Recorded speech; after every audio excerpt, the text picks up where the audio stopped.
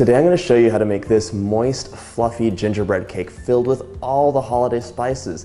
And because it's Christmas, there's a Christmas tree on it with ornaments, snow, and a gold star. Okay, let's get started. Starting off by taking 3/4 of a cup of boiling water carefully and adding that into a small bowl, to which I will add a tablespoon of baking soda. No idea why I'm doing that, but it's in the recipe that I wrote a long time ago. Okay, set that aside. Now we're going to sift together a lot of the dry ingredients, including the flour, 2 cups of all-purpose, 1.5 tablespoons of baking powder, 1 tablespoon of ground ginger, cinnamon, nutmeg, 1/2 teaspoon of cloves, 1/2 teaspoon of kosher salt, 1/2 teaspoon of cardamom, and 1/4 teaspoon of allspice. Give it a good sift, which will help mix everything together and prevent any lumps. Look at all those lumps. Nobody wants those. Horrible lumps. I'm gonna whisk it up and set aside while we do the rest. All right, so into the bowl of my standing mixer, I'm adding in 113 grams or 1 stick of unsalted butter at room temperature. Add a whisk attachment, and let's cream it. Now we're ready to add in 1/2 cup of packed light brown sugar.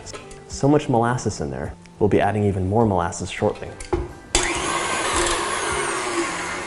Okay, let's scrape the bowl down.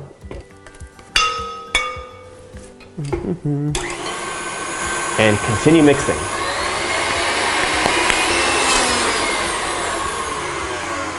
My butter sugar combo is nice and fluffy, so it's time for 2/3 of a cup of molasses.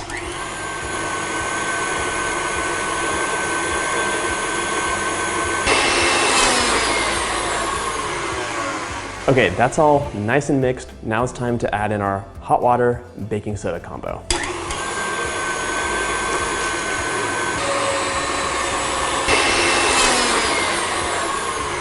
All right, so we have a crazy, very liquidy molasses mixture inside of this bowl.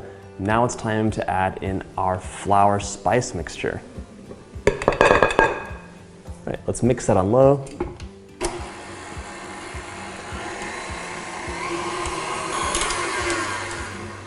Okay, let's scrape that bowl down. It smells like Christmas.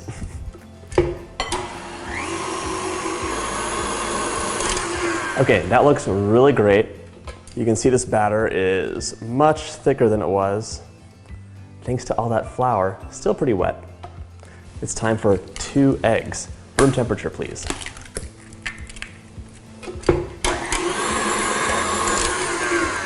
That batter's perfect. I'm gonna prep my pans now because it's time to put these into the oven. Rub some cold butter onto the pans. I say cold just because it helps the butter not all dissolve in your hand when you're pressing it against the pan. Plop that in there and just move it around. You only need a little bit of flour. Tap the excess out onto the next pan. I'm adding some cake strips onto my baking pans to get nice flat layers. You can click up here and watch my full video on how they work and how to make your own at home. Distribute the batter evenly into your 3 pans, into the oven at 350 Fahrenheit for about half an hour or until the centers are set and the edges are just pulling away from the pan. I'm mixing up a giant batch of Italian meringue buttercream. I hope my bowl is big enough, but I need it because of the decoration scheme having so many different colors. I have 2¼ cups of sugar here, and I've separated out 1/2 cup for my egg whites when I make the meringue. The rest is gonna come to 240 degrees once I've mixed it with a little bit of water. Okay, onto a saucepan. I'm adding in the sugar over medium-high heat. Pour the water on top, and now let's give it a little bit of a mix just to get it started. This meringue needs 6 egg whites, so let's get separating. This is a little high stakes because if you get any yolk in here, it's ruined. So if you're really cautious, you should actually separate each egg individually over its own bowl and then only add the whites in. You can do whatever you like, but I find that clean hands are the best way to separate egg yolks. Okay, last egg. Successfully separated, no broken yolks. Move that onto your standing mixer. Pop on that whisk attachment. Add a couple dashes of cream of tartar. This is just an acid that helps your eggs fluff up and get stiff. If you don't have it, a little bit of lemon juice or a little bit of vinegar will work fine. I'm also gonna add in just a pinch of salt, and now let's get to whipping. So my eggs are frothed up, now it's time to add in my half cup of sugar.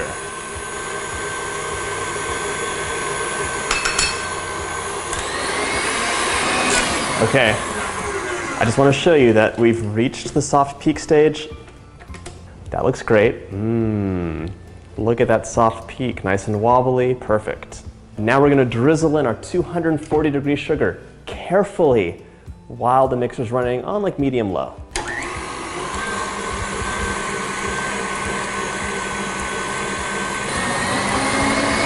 It's a very full bowl of very hot eggs. So just by the by, this has to run for a while. It's a lot of eggs, a lot of molten sugar, and I do want to show you though that this is a whoa, it's so thick. Oh my gosh, my poor KitchenAid. Look at this. You see that? So silky and white and beautiful.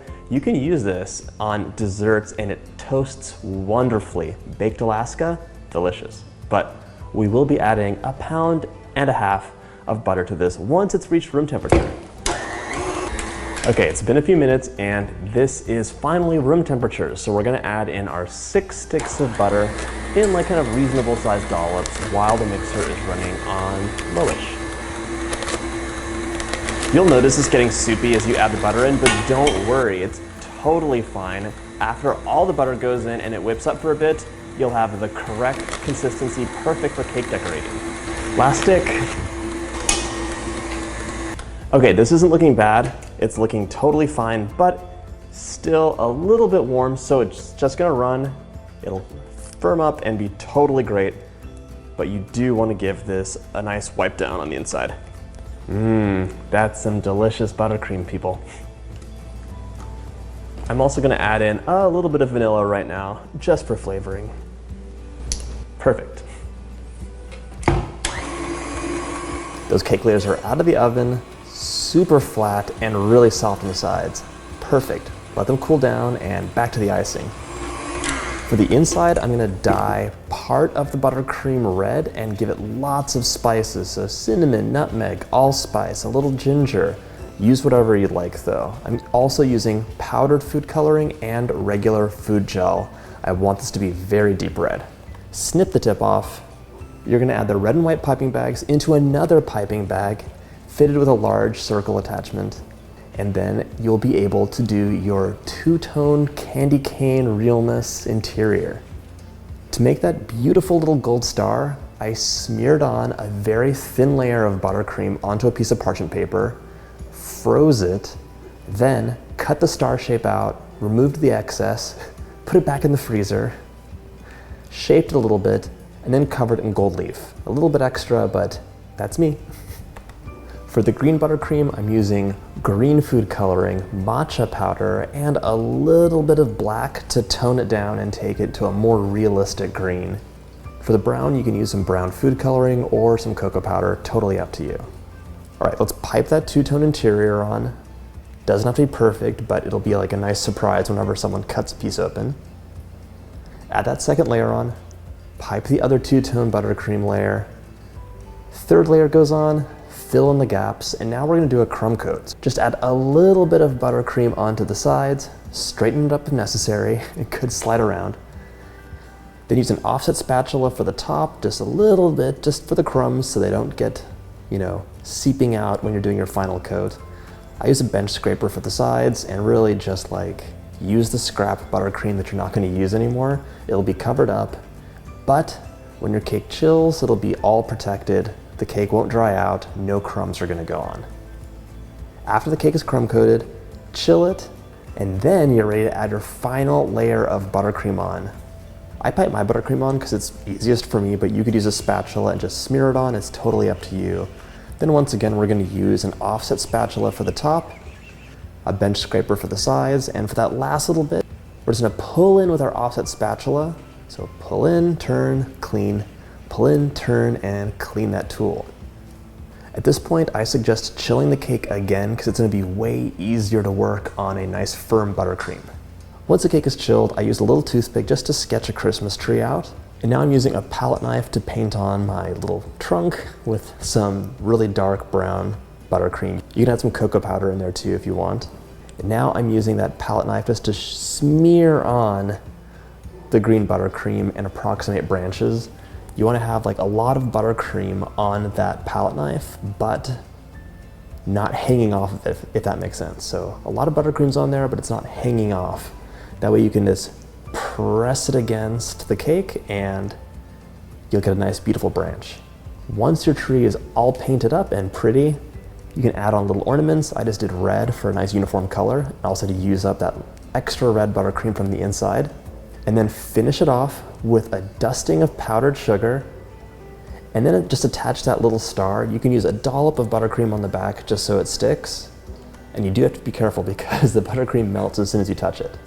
I am so happy with the way this cake turned out. That tree, it looks like a tree. I didn't think it was going to be as easy as it was, to be honest. And the snow, just a little dusting of confectioner sugar and you're done. How nice was that? All right, thanks so much for watching. I hope you get to make the recipe.